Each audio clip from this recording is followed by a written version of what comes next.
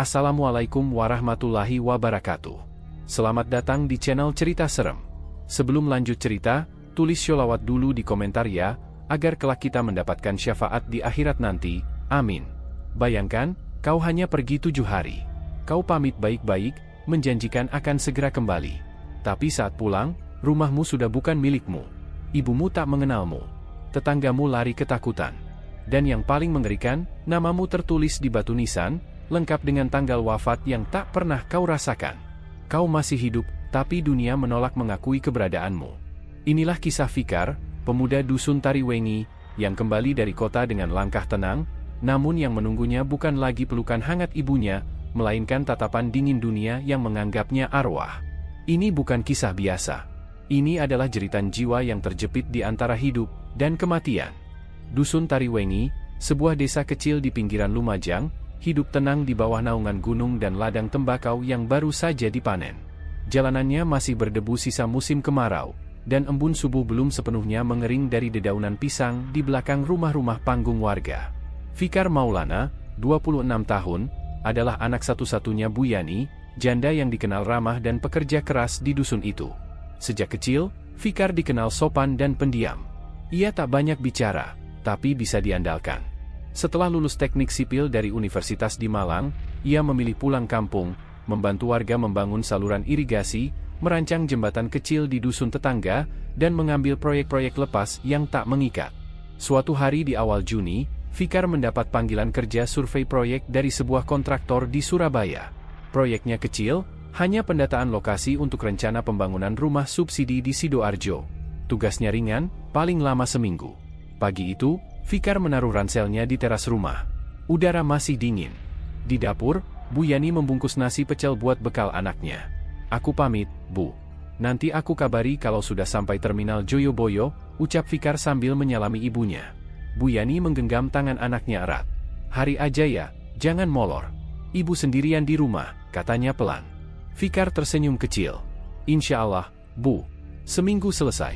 Paling kalau keterima, bolak-balik dulu. Bukan langsung pindah." Bu Yani hanya mengangguk. Matanya mengantar kepergian Fikar yang melangkah menuju jalan dusun.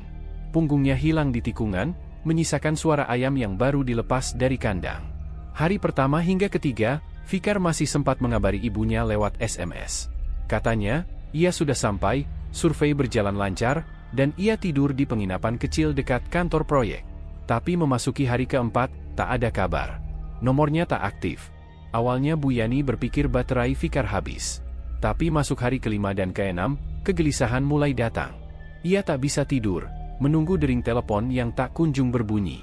Bu Yani mendatangi rumah Pak RT. Bertanya apakah ada kabar. Tapi jawaban yang ia dapat hanya bahu yang terangkat dan kalimat, "Biasanya kerja lapangan memang susah sinyalnya."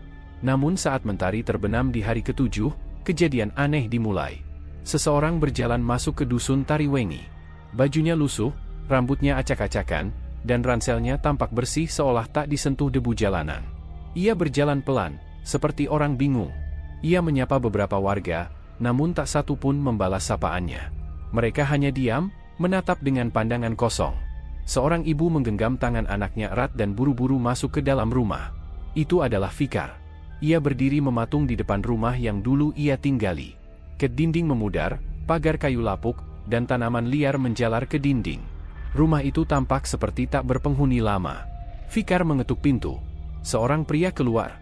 "Iya, Mas. Cari siapa?" tanya pria itu. "Ini rumah Bu Yani, kan? Saya anaknya." "Fikar." Pria itu mengerutkan dahi. "Bu Yani yang mana ya? Saya ngontrak di sini 2 tahun. Katanya sebelumnya kosong lama." Fikar mundur. Ia kebingungan. Ia menyusuri gang ke rumah Pak Nunu, tetangga lamanya. Saat memanggil nama Pak Nunu, pria tua itu keluar, lalu tubuhnya langsung gemetar saat melihat Fikar. "Masya Allah, Pak, saya Fikar. Baru pulang dari Surabaya. Bu Yani di mana sekarang?" Pak Nunu tak menjawab. Ia mundur, masuk ke rumah dan menutup pintu. Fikar mulai merasa aneh. Ia menyusuri jalan menuju musala, berharap ada yang ia kenal. Tapi musala kecil tempat ibunya biasa ikut pengajian kini berubah menjadi masjid besar dengan papan nama, Masjid Al-Mukminin. Bangunan lama sudah tak ada. Beberapa pemuda keluar dari masjid, tapi langsung memutar arah begitu melihat Fikar. Ia duduk di bangku kayu depan warung kopi. Suasana sore begitu sunyi, hanya suara motor sesekali lewat. Seorang anak muda yang melihatnya tiba-tiba membisik ke temannya, itu wajahnya kayak yang di batu nisan belakang. Fikar berdiri dan mengejar mereka, tapi semua menghindar. Dengan hati bergemuruh, ia melangkah ke papan informasi desa. Di sana tertempel kertas putih dengan bingkai hitam. Hall ke-7. Almarhum Fikar Maulana. Tahlilan di rumah Bu Yani, RT 2 RW 1. Fikar gemetar. Ia baca ulang nama dan tanggal wafat, 7 Juni 2016. 7 tahun lalu, ia jatuh terduduk. Jantungnya seperti diremas. Tangannya gemetar saat meraih saku, mencari HP, tapi benda itu entah di mana. Semua terasa asing. Tapi ingatannya begitu nyata. Ia hanya pergi 7 hari. Ia masih bisa mengingat wajah resepsionis hotel, nomor kamarnya, dan makan malam terakhirnya. Langit mulai gelap. Ia berjalan tanpa arah. Seorang warga membisikinya, Bu Yani pindah ke kontrakan di Kertosono, dekat ladang tembakau. Dengan langkah gontai, ia menuju dusun Kertosono. Jalan setapak itu sunyi. Di tengah kabut tipis, ia menemukan rumah kayu kecil. Ada sandal wanita di depan pintu. Ia mengetuk perlahan. "Bu," pintu terbuka. Seorang wanita tua keluar. Wajahnya tirus. Rambut putih mengintip dari kerudung lusuh. "Bu, ini aku, Fikar." Wanita itu gemetar. "Tidak, kamu bukan Fikar. Anakku sudah mati. Sudah dikubur. Jangan ganggu saya lagi." Fikar tercekat. "Bu, dengar dulu. Aku cuma pergi seminggu." "Aku pergi," teriak Bu Yani. Suaranya pecah oleh tangis. Seorang tetangga menghampiri. "Ada apa, Bu Yani? Dia ngaku-ngaku anak saya, padahal anak saya sudah meninggal." Fikar berdiri diam. Tak tahu harus bicara apa. Ia masih di sana. Tapi dunia di sekelilingnya telah berjalan seolah tanpa dirinya. Ia menatap ibunya yang menangis di balik pintu, dan menyadari. Mungkin benar. Ia memang sudah mati. Fikar berdiri di depan rumah kecil berdinding papan di dusun Kertosono, tubuhnya lunglai, matanya berkaca-kaca. Pintu kayu di hadapannya sudah tertutup, menyisakan gema suara tangisan ibunya dari balik dinding. Rumah itu bukan rumah mereka. Ibunya bahkan tidak percaya bahwa dia adalah anaknya. Dunia telah berubah. Dan yang paling menyakitkan, sosok paling ia rindukan justru menolaknya. Udara malam semakin menusuk. Kabut tipis menyelimuti jalan setapak di belakangnya. Di kejauhan, suara kodok bersahutan dari sawah. Fikar melangkah perlahan meninggalkan rumah itu. Kepalanya penuh dengan pertanyaan. Ia tak tahu kemana harus pergi. Tapi satu hal pasti, tempat yang selama ini ia anggap rumah, tak lagi mengenalnya. Ia kembali menyusuri jalan kecil menuju dusun Tariwengi. Jalan itu dulu biasa ia lewati naik sepeda saat sekolah. Tapi kini setiap sudut terasa asing. Warung Butarsi sudah jadi bangunan kosong dengan tembok retak. Lapangan tempat anak-anak bermain bola kini ditumbuhi rumput liar. Hanya satu yang belum berubah, aroma tembakau kering yang masih menguar dari jemuran di pinggir jalan. Fikar melangkah ke gang RT 2, tempat rumah lamanya berada. Ia berhenti di depan rumah yang dulu ia tinggali bersama Bu Yani. Pagar kayu itu masih berdiri, tapi nyaris roboh. Ia duduk di tangga teras, mencoba menyusun kembali potongan-potongan waktu. Kalau aku memang sudah mati 7 tahun lalu, siapa yang aku rasakan selama ini? Siapa aku yang hari ini berdiri di sini, gumamnya. Tiba-tiba, suara sandal berderap mendekat.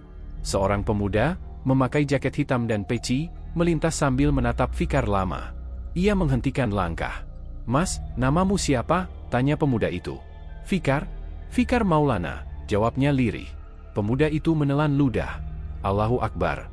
Kenapa semua orang menghindariku? Aku cuma pergi seminggu. Tapi semua berubah.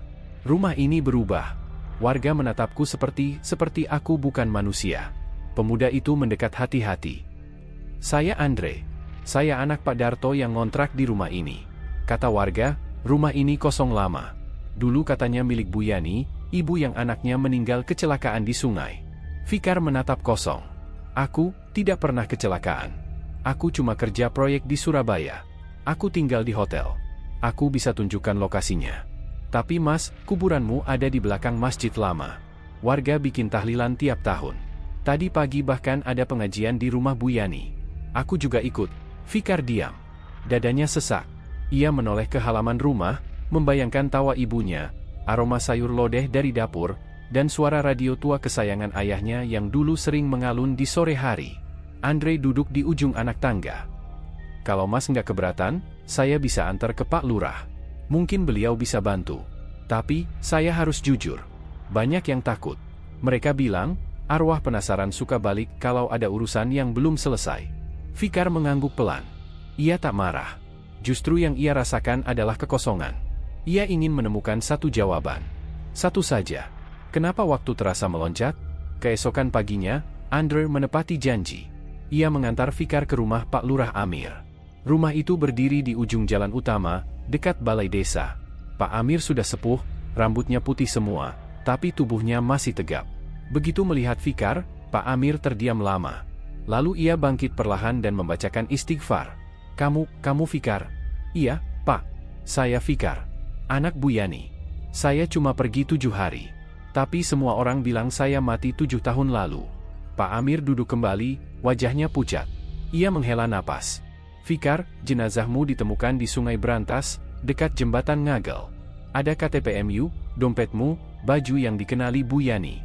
Semua yakin itu kamu. Polisi juga mengizinkan pemakaman. Waktu itu, kamu pergi kerja proyek di Surabaya. Tapi setelah hari keempat, hilang kontak. Seminggu kemudian, jenazah itu ditemukan." Fikar mematung. "Tapi saya nggak mati, Pak. Saya tinggal di hotel. Saya tidur, makan, kerja. Semua biasa aja. Bahkan saya masih ingat tempat saya duduk di restoran hotel itu." Pak Amir menatap tajam. "Kalau begitu, siapa yang kami kubur waktu itu?" Tak ada yang bisa menjawab. Fikar sendiri pun tak bisa. Hari itu, Fikar kembali ke rumah kontrakan Bu Yani di Kertosono. Tapi rumah itu sudah dikunci. Tak ada suara dari dalam. Seorang tetangga bilang, Bu Yani pergi ke rumah saudaranya di Tempeh karena sakit. Fikar duduk di bawah pohon mangga di seberang rumah itu. Ia tak tahu harus kemana lagi. Dunia menolaknya. Warga menyebutnya arwah. Bahkan ibunya sendiri mengusirnya. Malamnya, ia memutuskan mendatangi makam yang disebut-sebut sebagai kuburannya. Di belakang masjid baru, dekat pohon sawo tua, ia menemukan batu nisan bertuliskan, "Fikar Maulana lahir, 14 April 1997 wafat, 7 Juni 2016.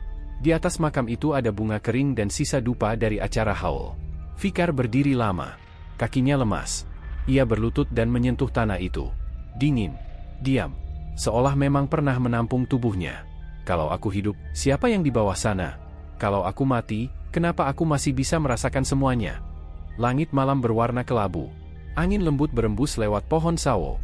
Dan untuk pertama kalinya, Fikar merasa benar-benar sendirian. Hari ketiga setelah kembali, Fikar memutuskan untuk sholat Jumat di masjid besar kampungnya, Masjid Al-Muhajirin. Ia berharap bisa menemukan rasa tenang, sekaligus membuktikan pada warga bahwa dirinya nyata, bukan arwah. Namun, niat baiknya justru menjadi awal dari keterasingan yang semakin dalam. Dari kejauhan, kubah masjid tampak mengilat di terpa matahari. Suara azan menggema merdu. Fikar mempercepat langkah, mengenakan sarung dan baju koko pinjaman dari Andre. Ia tiba saat ikamah dikumandangkan. Jamaah sudah duduk rapi. Beberapa orang menoleh saat ia masuk. Wajah mereka seketika berubah. Sorot mata yang semula khusyuk berubah tajam, waspada, dan takut. Fikar berusaha tetap tenang. Ia memilih duduk di saf belakang. Tapi detik demi detik terasa panjang. Bisik-bisik mulai terdengar. Itu bukan Fikar, itu makhluk halus. Kuburannya ada di belakang masjid ini, loh. Berani banget dia masuk. Astagfirullah, jangan-jangan dia arwah penasaran. Khatib sempat menghentikan khutbah saat melihat kegaduhan kecil.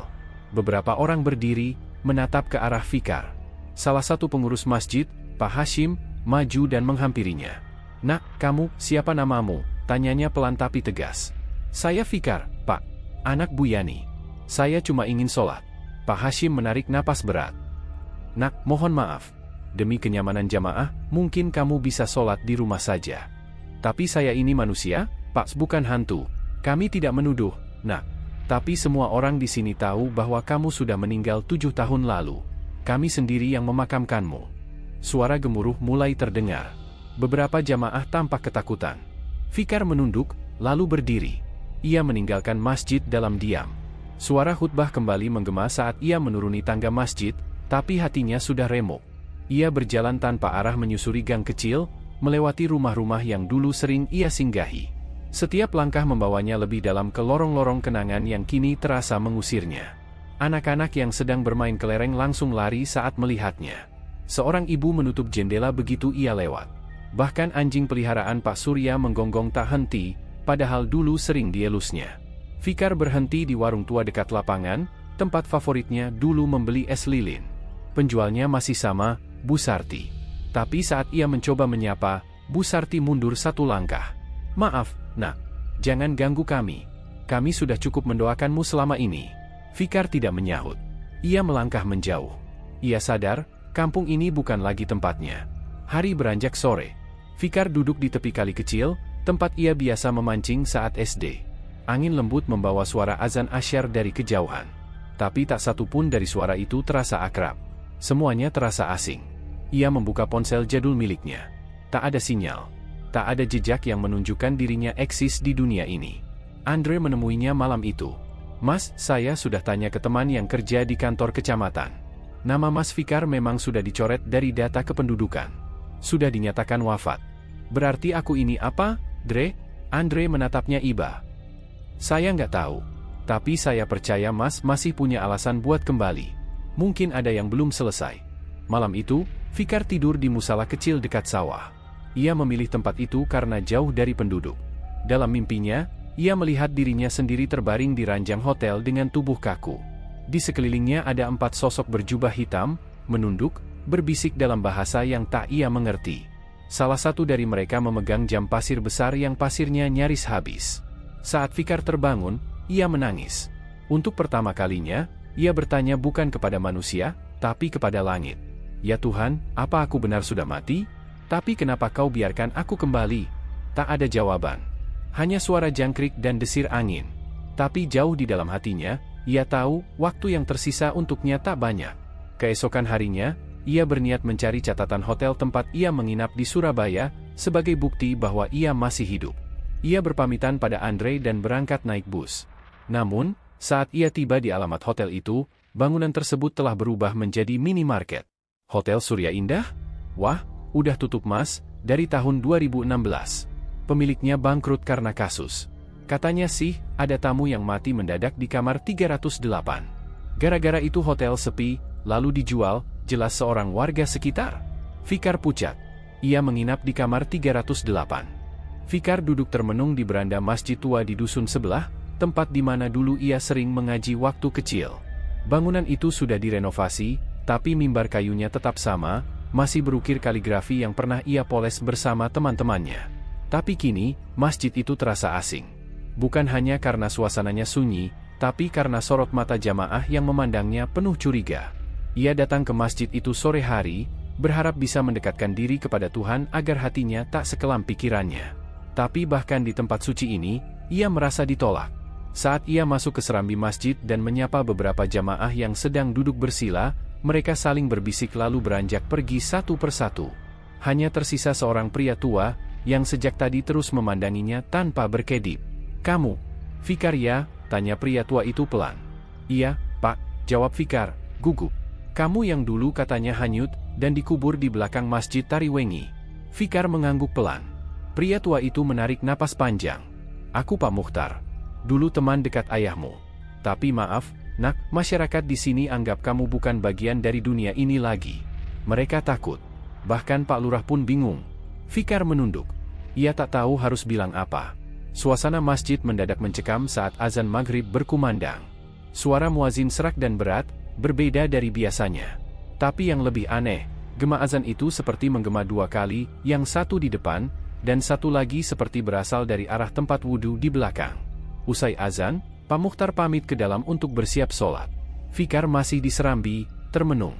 Beberapa menit kemudian, ia mendengar suara air menetes dari tempat wudhu.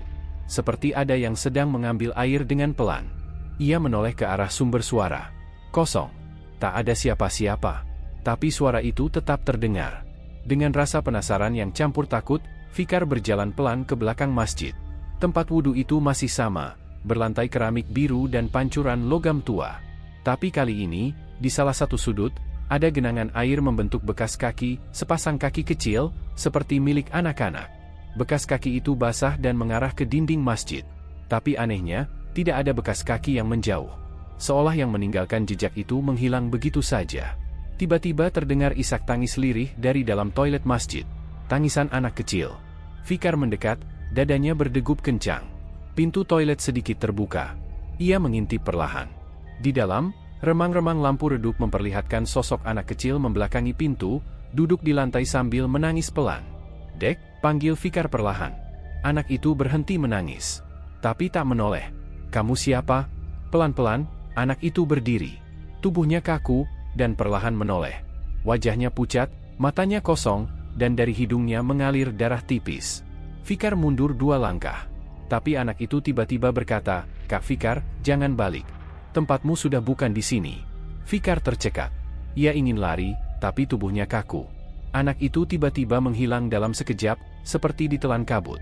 Tiba-tiba Pak Mukhtar datang dari arah dalam. "Mas Fikar." "Astagfirullah, ngapain di situ?" Fikar menunjuk ke toilet. Ada anak kecil," dia panggil saya." Pak Mukhtar mendekat, melihat ke dalam toilet. Kosong. Tak ada siapa-siapa. Hanya genangan air dan bau lembab. "Mas Fikar, kamu harus berhenti mencoba kembali ke hidup yang dulu. Mungkin kamu belum sadar, tapi yang kamu alami bukan hal biasa. Banyak yang percaya, kamu ini bukan lagi manusia sepenuhnya." Fikar mulai menangis. "Tapi saya masih bisa merasakan, saya bisa makan, bisa tidur, bisa mimpi." Itulah yang bikin semua makin takut. Karena arwah penasaran yang belum ikhlas memang bisa seperti itu. Mereka menolak mati. Tapi tubuhnya sudah ditolak bumi. Malam itu, Fikar meninggalkan masjid. Hatinya hancur. Bahkan di rumah Tuhan, ia tak diterima. Di jalan pulang, ia berjalan tanpa arah. Lalu terdengar suara anak kecil memanggil dari arah kuburan. "Kak Fikar, pulang yuk, pulang yuk." Ia berbalik. Di ujung jalan, berdiri anak kecil yang sama. Kali ini mengenakan kain kafan, compang-camping, dan matanya hitam sepenuhnya. Fikar menjerit dan lari. Tapi langkah kakinya seperti tak menyentuh tanah lagi. Fikar tidak lagi pulang ke rumah setelah kejadian di masjid. Malam itu, ia menginap di musala tua di ujung desa, tempat dulu sering dipakai anak-anak mengaji. Kini bangunannya kusam dan jarang dipakai. Ia meringkuk di pojok, di atas sajadah lusuh. Tapi malam terasa panjang. Udara begitu dingin meski tak hujan. Dan setiap ia mencoba memejamkan mata, selalu ada bisikan, pelan tapi jelas. "Bangun, Fikar, kamu belum selesai." Paginya, ia memutuskan pergi ke rumah Pak Lurah. Ia berharap bisa meminta tolong, menjelaskan bahwa dirinya masih hidup. Tapi belum sempat ia mengetuk pintu, beberapa warga sudah melihatnya dari kejauhan dan langsung masuk rumah sambil menutup jendela. Pak Lurah pun tak keluar. Hanya suara dari dalam yang memerintah, "Maaf, Fikar. Kamu jangan kesini lagi. Kamu sudah dimakamkan. Jangan bikin warga takut." Fikar mundur perlahan. Ia merasa hancur. Bahkan aparat desa pun menganggapnya sudah mati. Dengan langkah gontai, ia menyusuri jalanan desa yang sepi. Sore itu, ia kembali ke makam belakang Masjid Tariwengi. Ia berdiri di depan nisan bertuliskan namanya sendiri, Muhammad Fikar Alamsyah, 1998-2023. Di sekelilingnya sunyi. Angin mengayun-ayunkan daun kering. Tapi saat ia mendekat ke pusarannya sendiri, tiba-tiba tanah di bawahnya terasa lembek. Seperti baru digali. Fikar jongkok. Ia letakkan tangannya di atas tanah kuburnya. Hangat. Lalu, bergerak. Tanah itu berdenyut seperti jantung. Ia berdiri kaget, mundur beberapa langkah. Tiba-tiba terdengar suara rintihan. Bukan dari luar, tapi dari dalam kubur itu.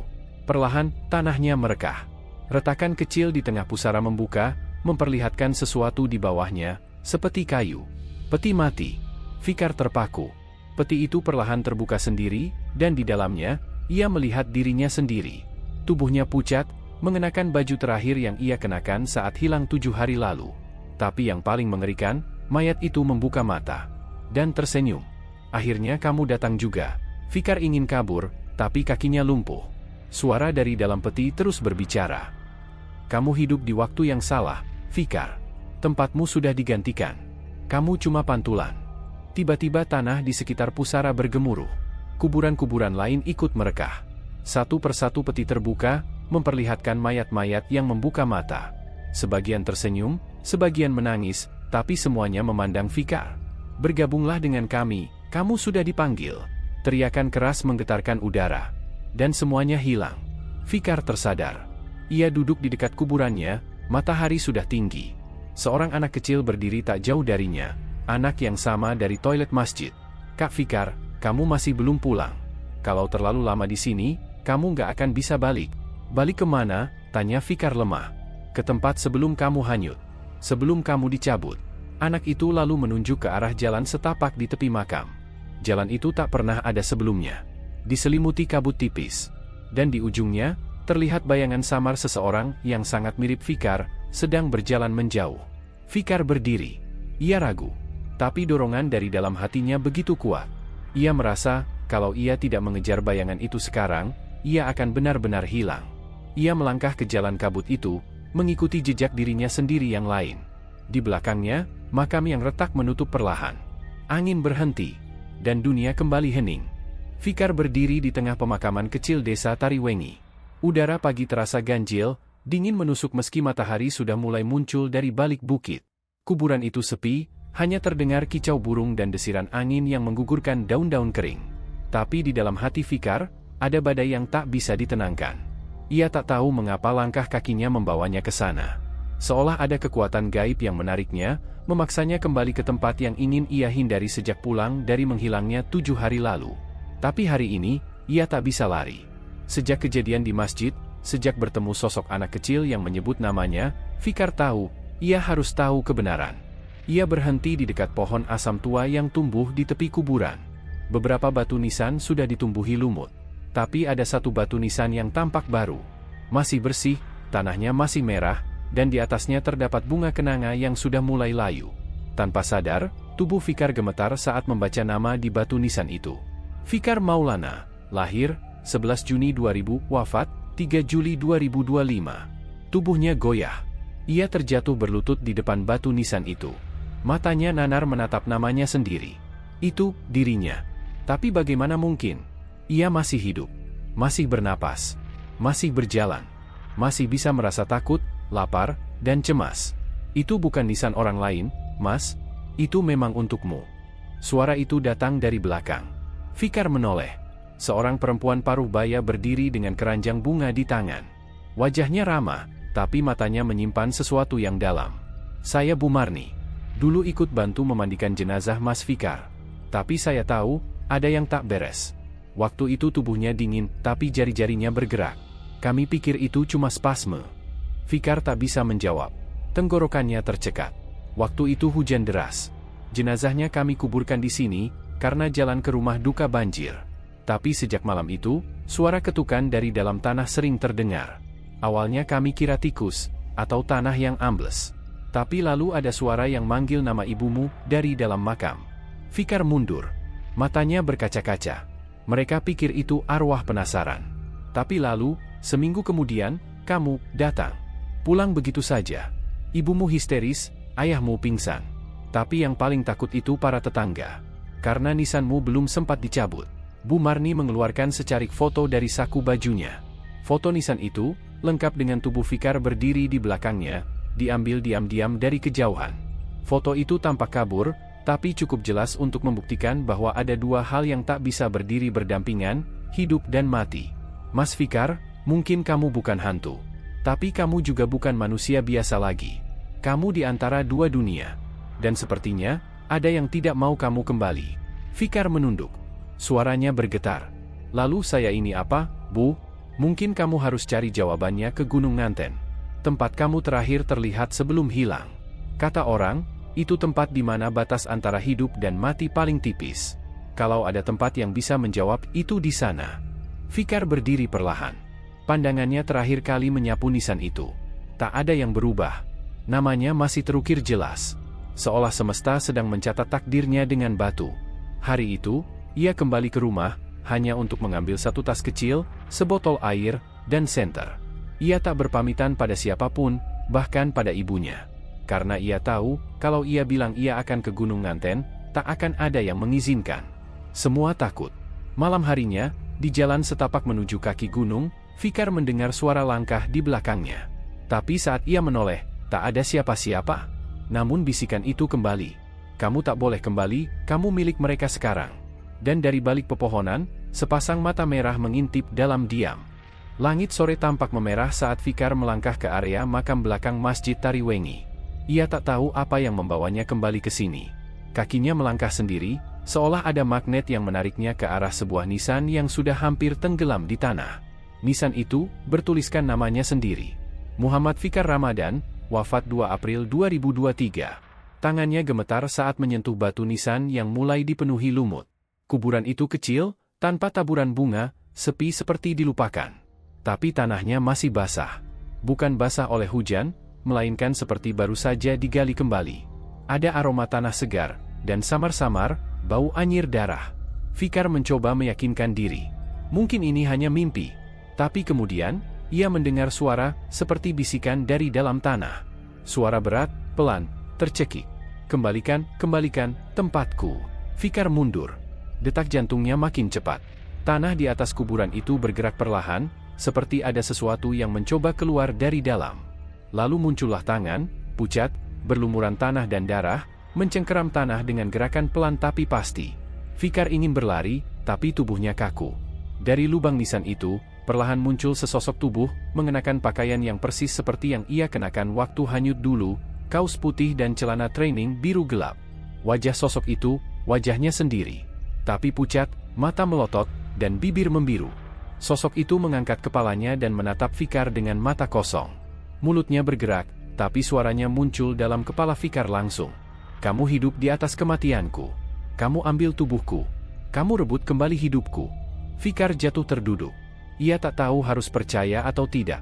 Sosok itu berdiri tegak, lalu perlahan tubuhnya menyatu kembali dengan tanah, lenyap perlahan-lahan. Tak lama kemudian, datang suara sepeda motor dari kejauhan. Pak Mukhtar datang membawa lentera. Mas Fikar, astagfirullah, ngapain kamu di sini sendirian? Fikar menunjuk ke arah kuburan. Pak, saya lihat saya sendiri keluar dari kubur itu, ngomong ke saya, minta tempatnya dikembalikan. Pak Mukhtar mendekat, wajahnya pucat. Sudah saya duga.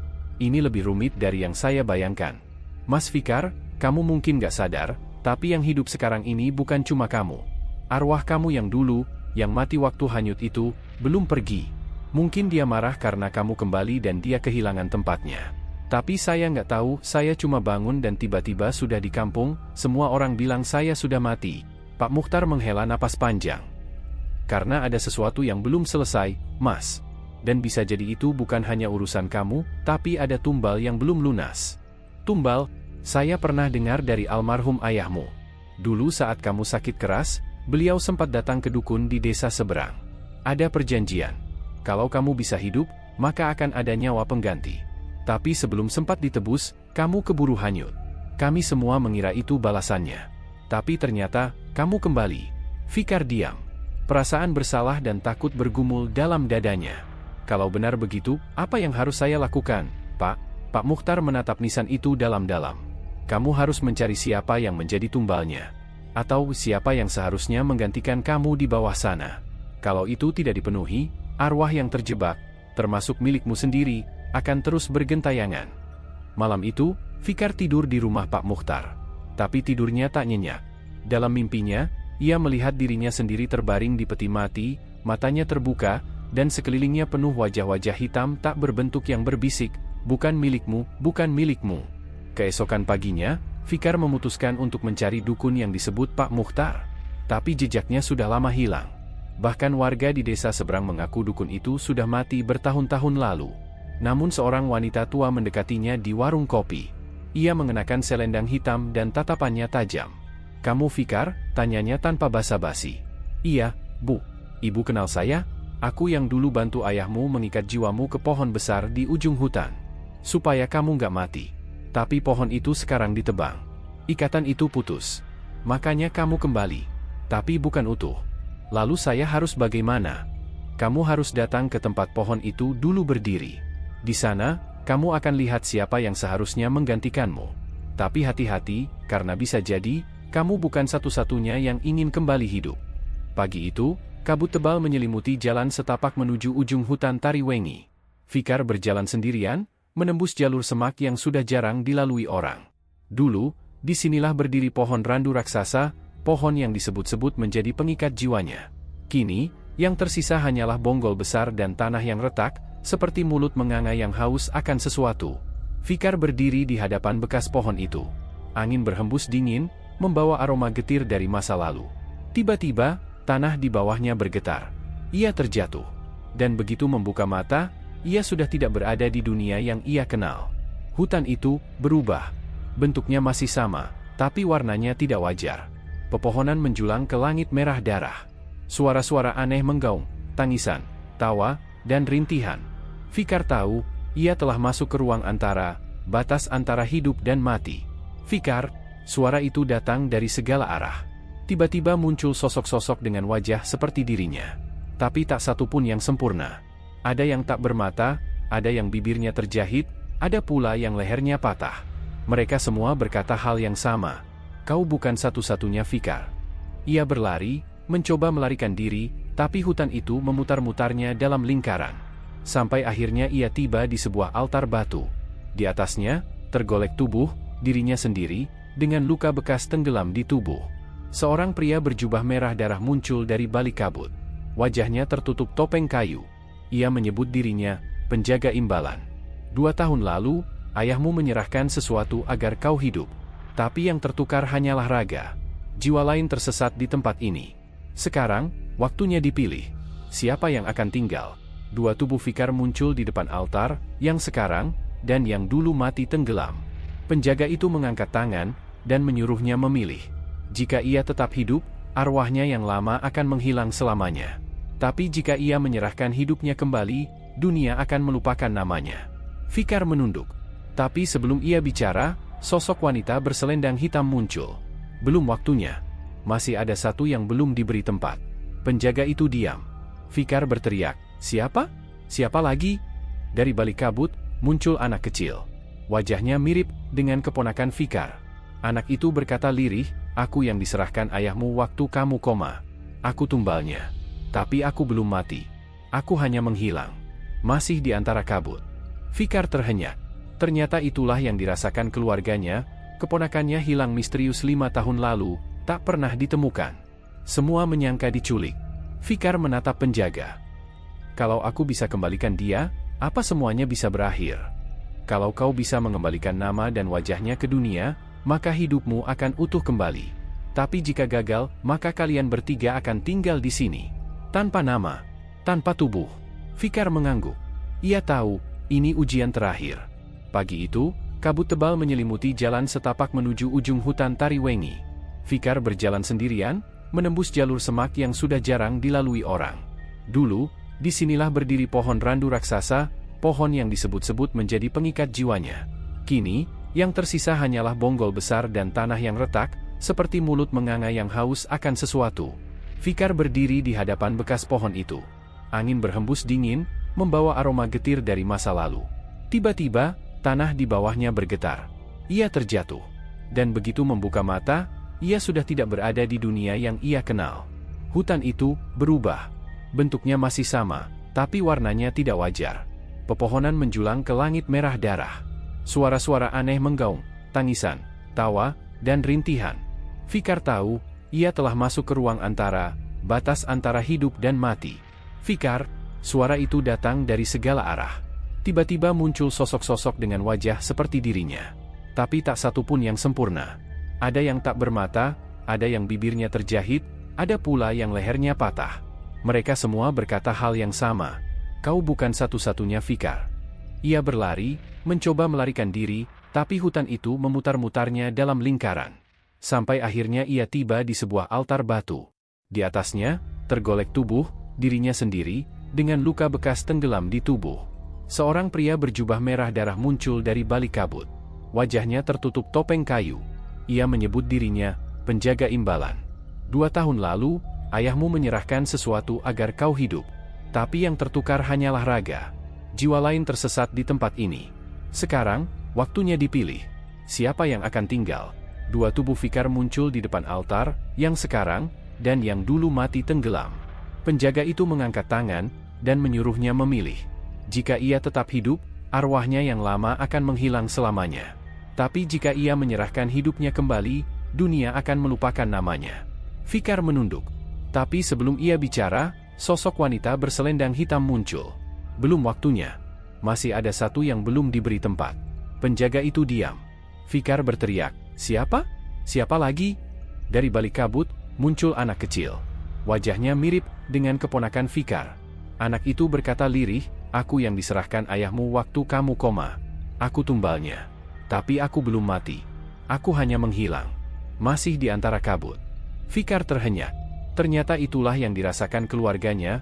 Keponakannya hilang misterius 5 tahun lalu, tak pernah ditemukan. Semua menyangka diculik. Fikar menatap penjaga.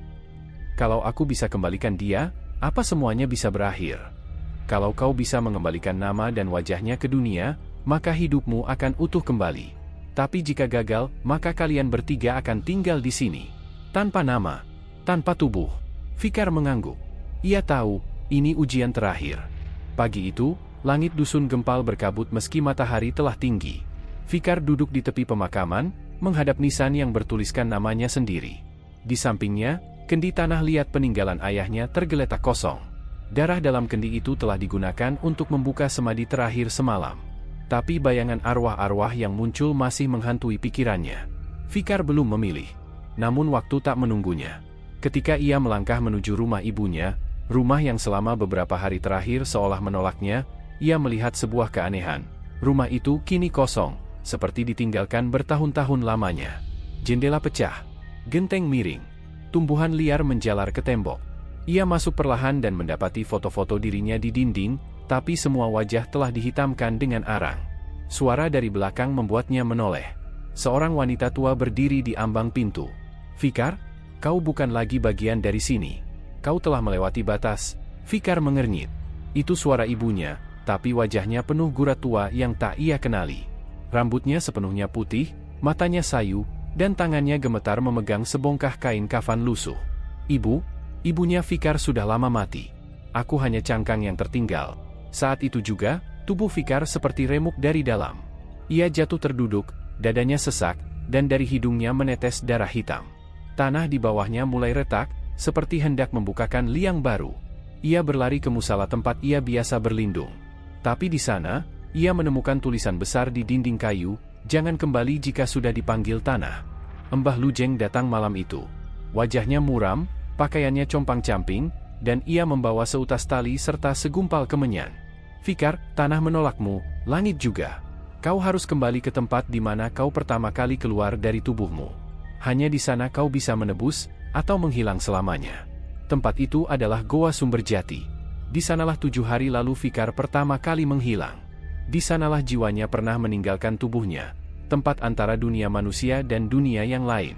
Di mulut goa itu, Fikar melakukan semadi terakhir. Ia membacakan nama-nama orang yang pernah meninggal sebelum waktunya di dusun itu, nama-nama yang dicatat Mbah Lujeng dalam kitab tua. Suara angin menguat, dan bayangan-bayangan mulai bermunculan dari kegelapan. Lalu, Fikar berdiri. Ia berteriak, "Aku ikhlas." Tubuhnya terangkat beberapa senti dari tanah. Dari mulutnya keluar kabut tipis yang memutar, membentuk wajah ayahnya yang menangis sambil tersenyum. "Akhirnya kamu mengerti, Nak. Bukan soal hidup atau mati, tapi soal menuntaskan utang yang diwariskan." Dan gelap pun menelan semuanya. Keesokan paginya, warga menemukan tubuh Fikar terbaring tenang di mulut Goa Sumberjati. Senyum tipis menghiasi wajahnya, dan tangannya memeluk nisan kayu kecil bertuliskan namanya. Tapi sejak hari itu, siapapun yang berjalan melewati makam Fikar akan mendengar bisikan pelan. "Jangan pulang jika tanah sudah mencatat namamu. Karena yang menunggu bukan rumah, tapi liang."